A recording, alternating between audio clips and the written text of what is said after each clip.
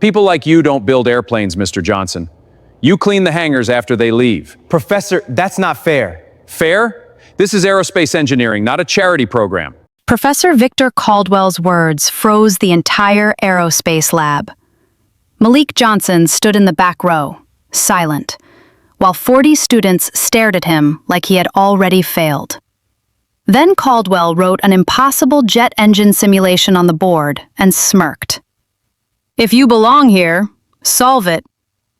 But Caldwell didn't know one thing. Malik had seen that equation before.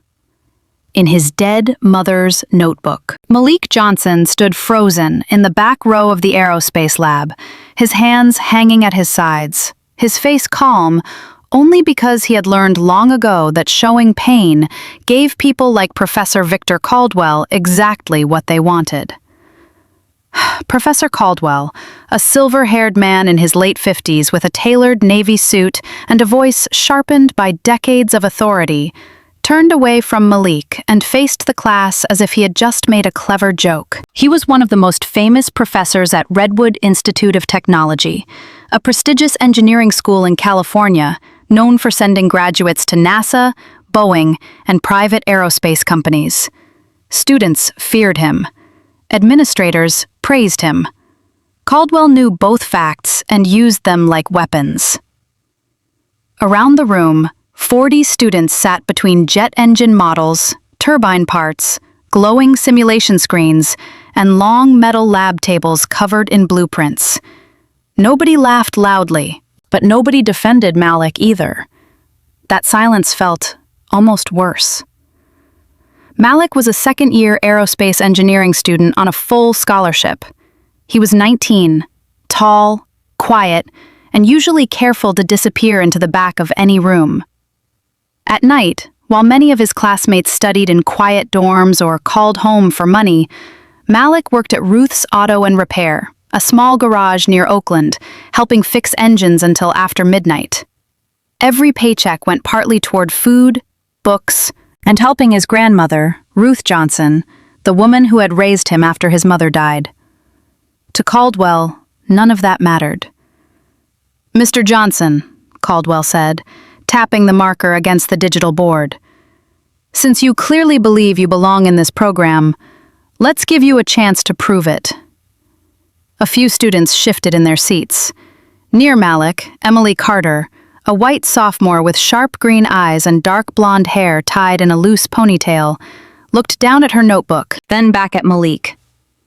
Emily came from a middle-class family in Oregon and had earned her place through relentless studying. She hated confrontation, but Caldwell's words made her stomach twist. Her pen hovered over the page, frozen. Across the aisle, Brandon Whitmore, a handsome, wealthy student with perfect hair, expensive sneakers, and the casual confidence of someone whose family name appeared on a campus building, lifted his phone slightly beneath the table. He had started recording the moment Caldwell pointed at Malik. At first, Brandon thought it would be funny. Another brutal Caldwell moment. Another clip for the group chat. Caldwell touched the screen, and a complex jet engine simulation appeared across the board. Equations filled the display. Airflow patterns, combustion variables, pressure ratios, turbine efficiency curves. It looked less like a classroom problem and more like a classified engineering failure report. "This," Caldwell announced, "is a propulsion stability model that has embarrassed people far more qualified than you. NASA engineers have argued over it. Doctoral candidates have failed to simplify it, but perhaps Redwood's diversity miracle can surprise us." The room went still. Malik looked at the board, but he did not move. Caldwell smiled. "Come on, Mr. Johnson. If you belong here, solve it." Emily's jaw tightened. Brandon kept recording, though his grin began to fade.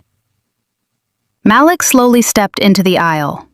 The old fear rose in his chest, but beneath it, something else stirred. Recognition. Not full understanding yet, just a strange, sharp feeling that he had seen part of that model before. Not in Caldwell's textbook, not in a redwood lecture. Somewhere older. Somewhere personal. He took one step toward the front of the lab as every eye followed him. And for the first time that day, Professor Caldwell's smile looked less certain. Malik did not reach the front of the lab right away. For one brief second, as the equations glowed across Caldwell's board, his mind slipped far from Redwood Institute and back to the narrow garage behind his grandmother's house. He saw himself at 8 years old, sitting on an overturned paint bucket, watching a rusted engine cough back to life under his small hands. Other children liked cartoons and basketball cards. Malik liked broken machines, because broken machines told the truth. If something failed, there was always a reason. By the time Malik was 12, he could take apart a lawnmower, rebuild a carburetor, and sketch engine parts from memory. His grandmother, Ruth Johnson, a tired but strong woman with silver braids and hands rough from years of cleaning offices, called it Denise's gift waking up again. Denise Johnson, Malik's mother, had died in a car accident when he was 6. Ruth never said much more than that. Whenever Malik asked what his mother had done before he was born, Ruth would only say, "Your mama was brilliant, baby. Too brilliant for the world she walked into." That answer never satisfied him. One rainy afternoon when Malik was 13, he climbed into Ruth's attic looking for an old space heater. Instead, behind a stack of Christmas decorations, he found a wooden box with his mother's name carved into the lid. Denise M. Johnson. Inside were notebooks, folded blueprints, yellowed engineering diagrams, and pages filled with formulas far beyond anything Malik had learned in school. At the bottom was a photograph of Denise, standing in front of Redwood Institute of Technology, young and smiling, holding a rolled-up blueprint against her chest like it was a promise. Malik brought the box downstairs, but Ruth's face changed the moment she saw it. She crossed the kitchen faster than he had ever seen her move and pressed both hands over the notebooks, as if they might burn him. "Where did you find this?" she whispered. Malik told her. Ruth closed her eyes, and for a moment, she looked older than he had ever imagined. "Some things can hurt you before you understand them," she said. But Malik begged to keep the notebooks, and after a long silence, Ruth allowed it, only because she saw Denise in his eyes. From that day on, Malik taught himself from his mother's work. At first, the formulas looked like another language. He copied them line by line, searched terms at the library, watched free lectures online, and practiced until the symbols began making sense. He learned airflow, thrust, combustion instability, turbine behavior, and design logic from the pages Denise had left behind. While classmates chased grades, Malik chased the mind of a mother he barely remembered. Her notebooks became his private classroom, her handwriting his quiet teacher. But Ruth still kept one thing hidden. In the bottom drawer of her bedroom dresser, beneath church gloves and old photographs, there was a brown envelope Malik had never seen. On the front, in Ruth's careful handwriting, were the words, "Give this to Malik only when he is strong enough to know the truth." Every year, Ruth touched that envelope and put it back. She prayed Malik would never need it. But somewhere inside her, she already knew the day was coming. The symbols on Caldwell's board should have looked impossible to Malik. They should have blurred into a wall of pressure ratios, combustion instability markers, turbine flow corrections, and nonlinear variables. Instead, they pulled something out of his memory. A page from Denise Johnson's notebook flashed in his mind. The same curved airflow diagram, the same unusual pressure notation, the same strange correction factor written beside a sketch of a jet engine chamber. It was not identical, but it was close enough to make Malik's pulse slow instead of race. He stood in front of the board without speaking. Behind him, the lab waited. Professor Caldwell folded his arms, enjoying the silence. To him, Malik's stillness looked like fear.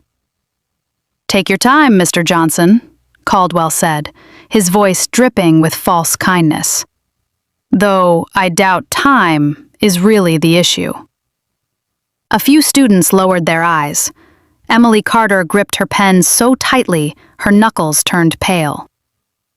Brandon Whitmore, still recording under the table, tilted his phone higher, expecting the perfect moment when Malik would finally break.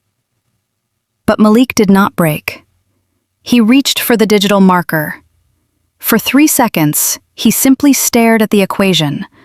Then he erased one variable from the center of Caldwell's model and rewrote it using a different airflow relationship. The room shifted.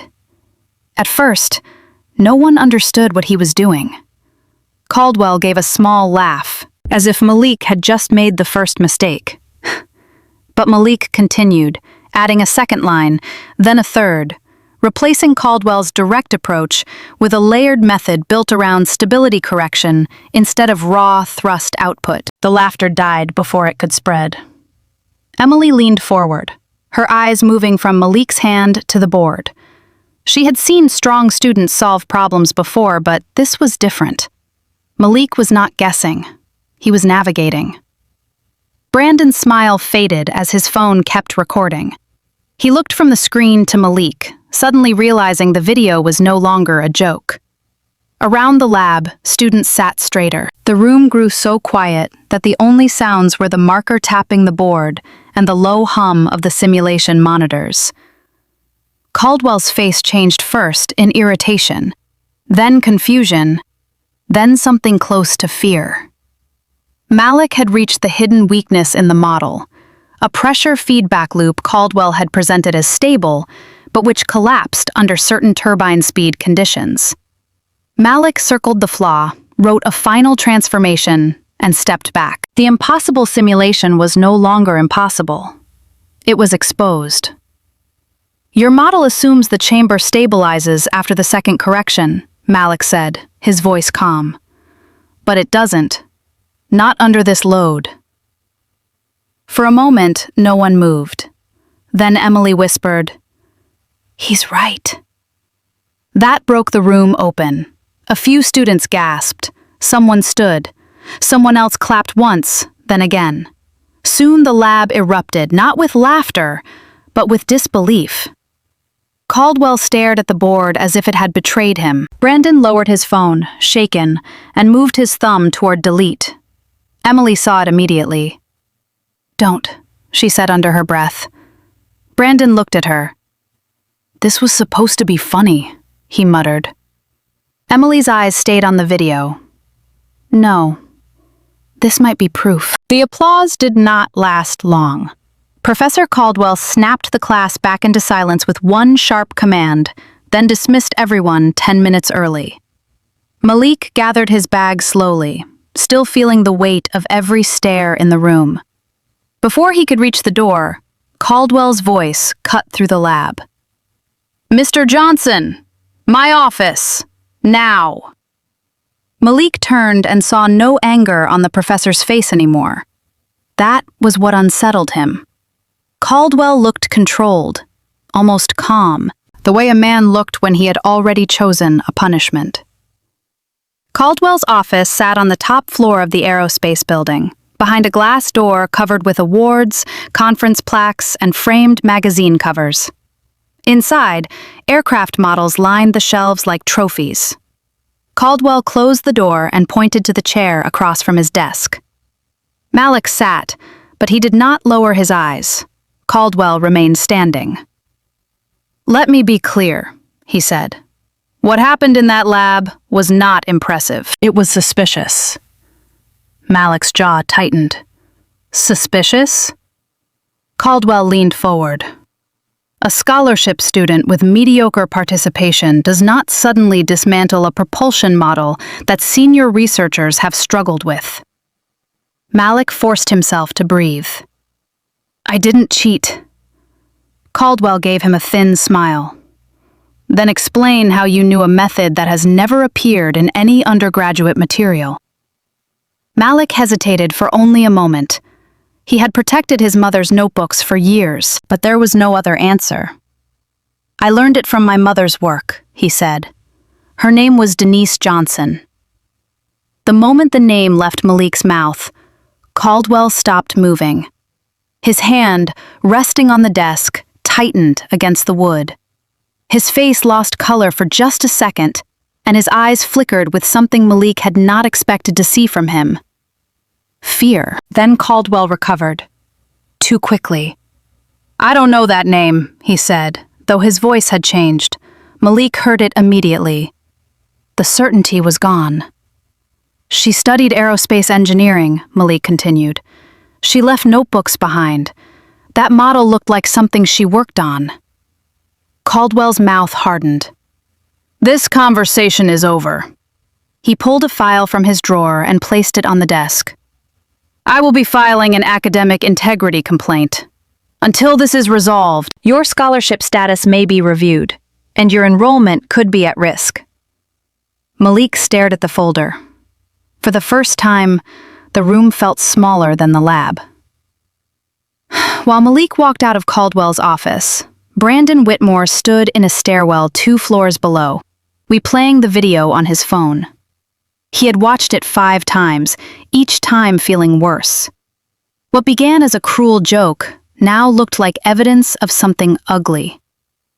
Emily Carter appeared beside him, breathless from searching the hall. "You still have it?" she asked. Brandon locked the screen. "Why do you care?" Emily's voice dropped. "Because Caldwell just humiliated him, and Malik proved him wrong. If that video disappears, Caldwell controls the story." Brandon looked away. After a long pause, he sent her a copy. That evening, Caldwell sat alone in his office long after the building emptied. He made one phone call from his private line. "Dean Whitaker," he said, his voice low, "we may have a problem with a student in my propulsion simulation course. Malik Johnson. I want the matter handled quickly before rumors spread." He listened, eyes fixed on the dark window. "Yes, academic dishonesty. Yes, serious enough for suspension." After hanging up, Caldwell opened an old locked drawer and stared at a faded file folder buried beneath old publications.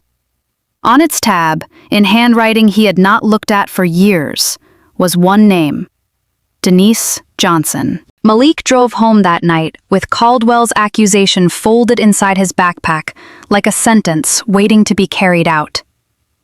The highway from Redwood to Oakland blurred beneath the rain, but his mind stayed in that office, trapped on Caldwell's face when he heard the name Denise Johnson. Malik reached his grandmother's small house after midnight.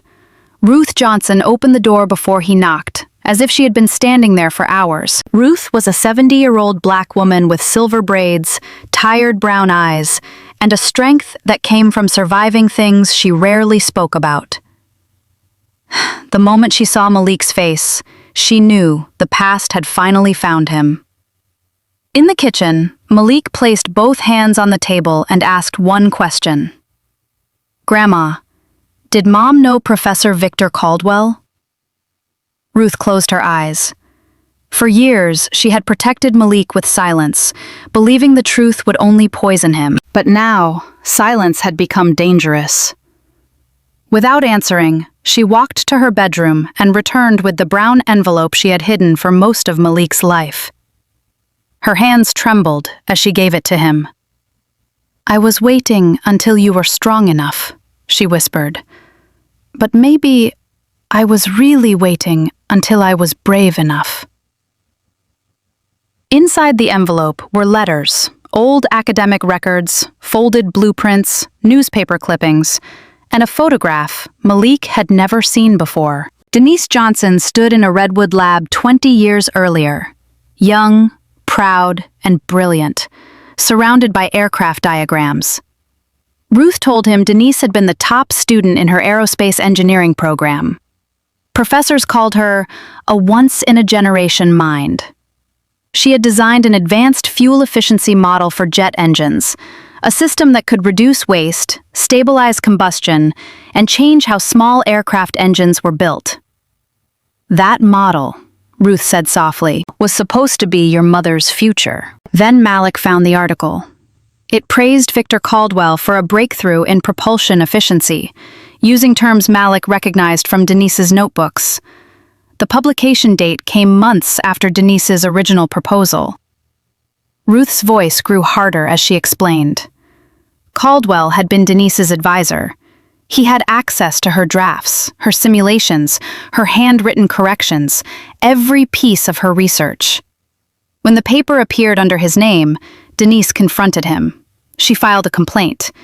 She brought her notes. She demanded a review. But Caldwell accused her of fabricating data and trying to steal credit from him. Redwood believed Caldwell. They believed the respected white professor over the young black woman with no power, no wealthy family, and no protection. Denise was removed from the program. Her funding vanished. Recommendation letters disappeared. Companies stopped returning calls. In official records, she became unstable, dishonest, difficult. In reality, Ruth said, Denise had been broken by a system that punished her for telling the truth. She did not die immediately from what Caldwell did, but something inside her never fully came back. Even after Malik was born, Denise lived with fear, especially fear that her son's gift would one day lead him into the same trap. At the bottom of the envelope, Malik found a sealed letter addressed to him in his mother's handwriting. He opened it with shaking fingers. Denise wrote that she loved him more than every dream she had lost. She wrote that machines could fail and still be rebuilt, but people needed truth to survive. Then came the line that made Malik press the paper to his chest. If one day you stand before the man who stole my dream, don't lower your head. Let the truth fly higher than every lie. Ruth began to cry, but Malik did not. Not yet. He carefully placed the letter back on the table and looked at his grandmother. Then I won't run, he said. Not from him. Not from the truth. Not anymore. Malik returned to Redwood before sunrise with Denise's envelope in his backpack and her letter folded inside his jacket pocket. He had not slept. Every time he closed his eyes, he saw his mother's handwriting and Caldwell's pale face. By 7:30, he was standing outside the office of Dr. Hannah Brooks, one of the youngest professors in the aerospace department. Hannah was in her early 30s, a black woman with short, natural curls, sharp eyes, and a reputation for asking questions the department preferred to avoid. Students said she was brilliant but careful, kind but not easily fooled. Hannah opened the door before Malik could knock twice. She looked at him, then at the worn folder in his hands. "You're Malik Johnson," she said. It was not a question. Malik nodded. "Professor Caldwell filed an academic dishonesty complaint against me." Hannah's expression hardened, but she stepped aside. "Then you'd better come in." Her office was smaller than Caldwell's, with no trophies on the walls, only books, engine diagrams, student projects, and a coffee mug that read, "Data doesn't care about ego." Malik told her everything. The classroom, the equation, Caldwell's accusation, the name Denise Johnson, the envelope Ruth had finally given him. When Malik spread the old documents across her desk, Hannah grew very still. She lifted Denise's original proposal with both hands, careful not to damage the yellowed paper. "I've seen this structure before," she whispered. Then she opened Caldwell's famous propulsion paper on her computer and placed it beside Denise's diagrams. The match was not vague. It was undeniable. Same correction sequence, same fuel flow logic, same stability assumptions, even the same unusual notation. Hannah leaned back, her face tense. "I worked under Caldwell during my first year here," she said. "I was his research assistant before I understood what kind of man he was." She explained that Caldwell kept private archives, controlled student access to research files, and made careers rise or fall with a few phone calls. Over the years, Hannah had heard whispers. A transfer student whose project vanished. A first-generation student accused of incompetence after refusing to give Caldwell full access to his data. A Latina doctoral candidate who left the program after her funding was mysteriously revoked. "I suspected a pattern," Hannah said. "But suspicion doesn't survive a hearing. Evidence does." By noon, Emily Carter arrived, breathless and nervous, with Brandon Whitmore walking behind her like someone approaching his own trial. Emily was pale but determined. Brandon looked ashamed, his expensive confidence stripped away. He placed his phone on Hannah's desk. "I recorded the whole thing," he said. "I started because I thought it would be funny." The room went quiet. Malik looked at him, not with anger, but with something worse. Disappointment. Brandon swallowed. "I was wrong. I know that now." Emily opened the video, and Caldwell's voice filled the office, cold and cruel, mocking Malik before the class. Hannah watched the recording twice. The first time, her jaw tightened. The second time, she took notes. "This proves bias and public humiliation," she said. "It also proves Caldwell created the situation, then punished Malik when it didn't go the way he planned." Brandon rubbed his hands together. "There's something else," he admitted. "My family donated the Whitmore propulsion wing. Caldwell always treated me like I was untouchable. Extensions, private recommendations, access to lab time other students didn't get. I thought I earned it." His voice dropped. "Maybe I just benefited from a system built to protect people like me." Hannah gathered Denise's files, Caldwell's publication, Malik's class record, and the video evidence into separate folders. "This is bigger than one accusation," she said. "But for now, we focus on keeping Malik in school." She looked at Malik directly. "We need a timeline, verified copies, and names of anyone Caldwell pushed out before. We do not accuse without proof. We build a case so solid, they can't bury it." Malik touched the letter in his jacket pocket and nodded. For the first time since Caldwell's office, he did not feel alone. The truth was still dangerous, but now it had witnesses. The hearing took place 3 days later in a sealed conference room on the administrative side of Redwood Institute. No students were allowed inside, no reporters, no open faculty observers. Just a long table, a panel of 3 administrators, Professor Victor Caldwell, Malik Johnson, Dr. Hannah Brooks, Emily Carter, Brandon Whitmore, and Ruth Johnson sitting quietly in the last row. Caldwell arrived in a charcoal suit, carrying a leather folder and the calm expression of a man who had won this same battle before. To him, Malik was just another student who could be pushed out before the truth grew legs. Caldwell spoke first. He stood beside the table and addressed the panel like he was giving a lecture. "This case is not about race, emotion, or personal hardship," he said smoothly. "It is about academic standards. Mr. Johnson produced a solution far beyond his demonstrated level of coursework, using a method he cannot properly source. Redwood cannot allow dishonesty to hide behind a sympathetic story."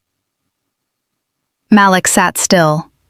He could feel Ruth behind him, feel the weight of Denise's letter in his pocket. Caldwell glanced at him once, then added, "I am protecting the integrity of this institution." Then Hannah stood. She did not raise her voice. She did not need to. She placed Denise Johnson's original blueprints on the table, each page sealed in a protective sleeve, each one marked with dates from 20 years earlier. Beside them, she placed Caldwell's published propulsion paper. The methodology Professor Caldwell claims as his own appears in Denise Johnson's work months before his publication, Hannah said. The notation, correction sequence, and core model structure match in ways that cannot be explained by coincidence. One administrator leaned forward. Caldwell's smile thinned. For the first time, the room was not moving in his direction. Emily went next.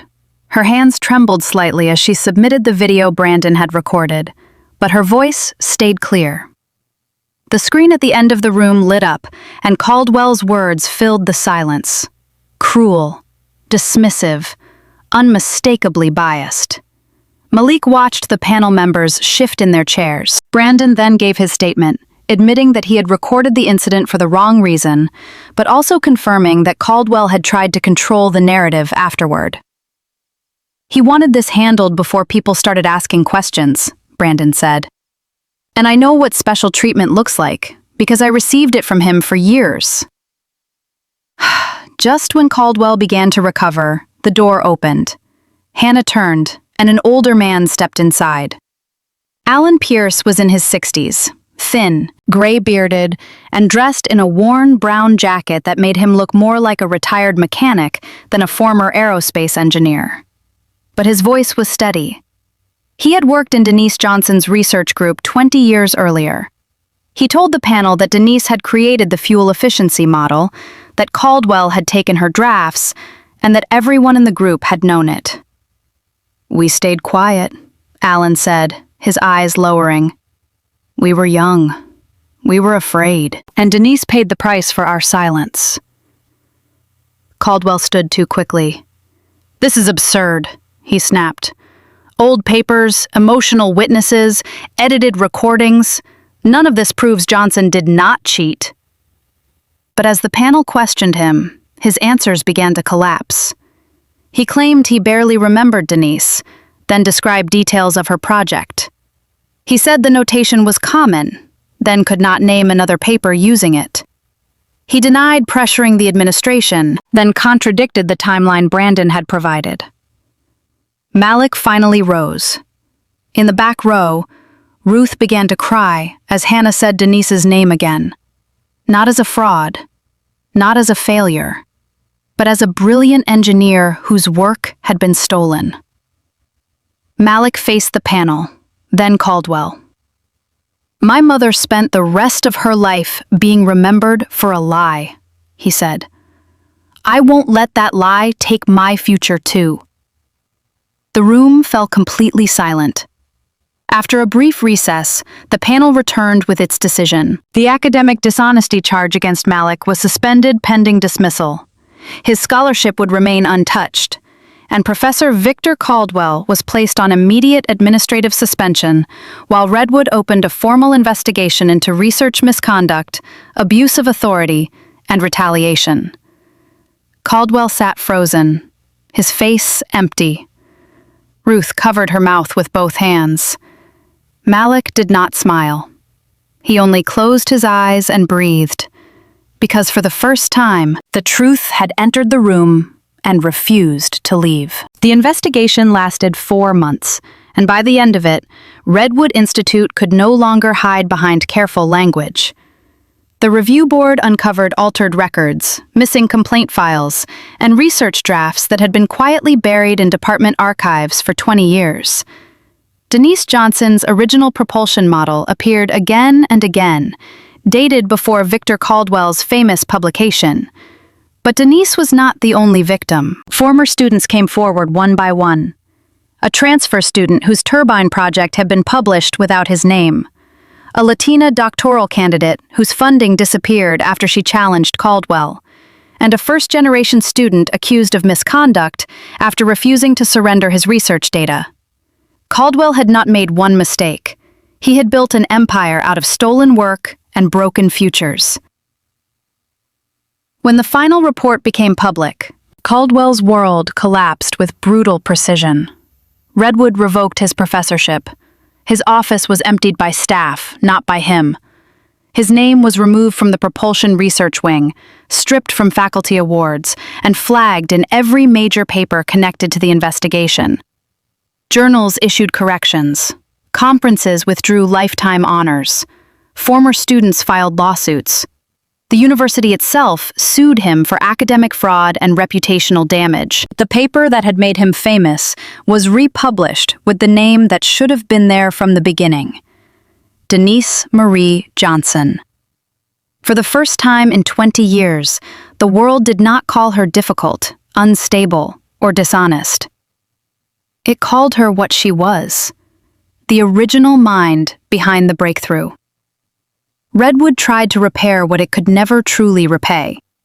The school created the Denise Johnson Engineering Scholarship, dedicated to low-income students, students of color, and first-generation college students entering aerospace and mechanical engineering. Brandon Whitmore stunned his family by donating a large portion of his trust fund to launch the scholarship, then publicly admitted that privilege had protected him from consequences others never escaped. Emily Carter became Malik's closest friend and research partner, helping him organize Denise's notebooks into a complete technical archive.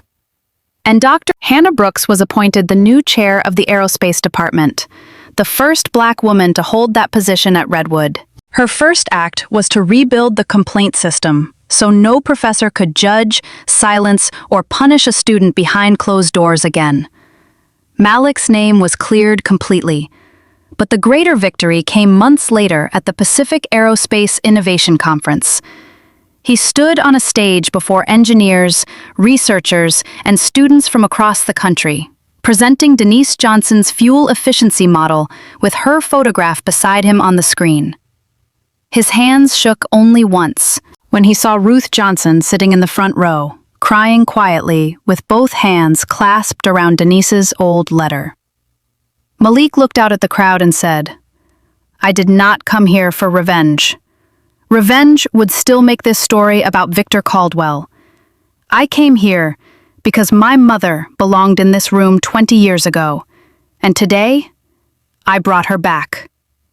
The room rose before he finished speaking.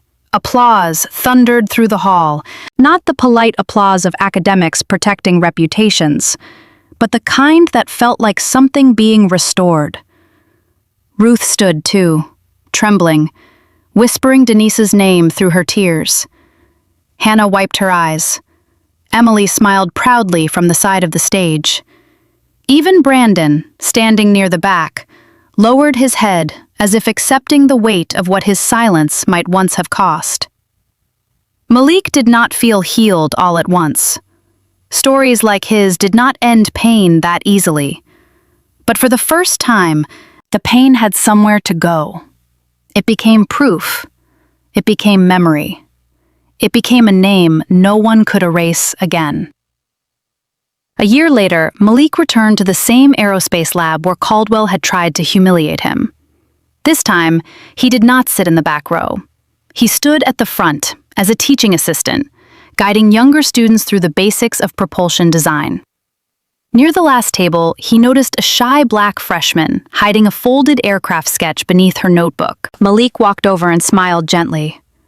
"You're good," he said. "Don't hide it too long." The girl looked up, startled. Malik placed a copy of Denise's first corrected blueprint on her desk. "Some dreams only need one person to believe in them before they start to fly." Malik was not doubted because he lacked talent. He was doubted because of the color of his skin, his background, and the place he came from. Professor Caldwell looked at him and saw a stereotype, not a genius. And years earlier, Denise Johnson was treated the same way, a brilliant Black woman whose work was stolen because the system chose to believe a powerful man over her truth. This story is not just about one cruel professor. It is about discrimination, privilege, and the painful reality that some people must prove themselves twice as hard just to be treated as equal. Malik did more than solve an equation. He exposed a lie, restored his mother's name, and proved that intelligence has no skin color. So let me ask you, if you were Malik, would you stay silent to survive, or stand up and risk everything for the truth? Have you ever seen someone judged unfairly because of their race, background, or appearance? Share your thoughts in the comments. And if this story moved you, please like and subscribe for more powerful stories about justice, truth, and people who refuse to be erased.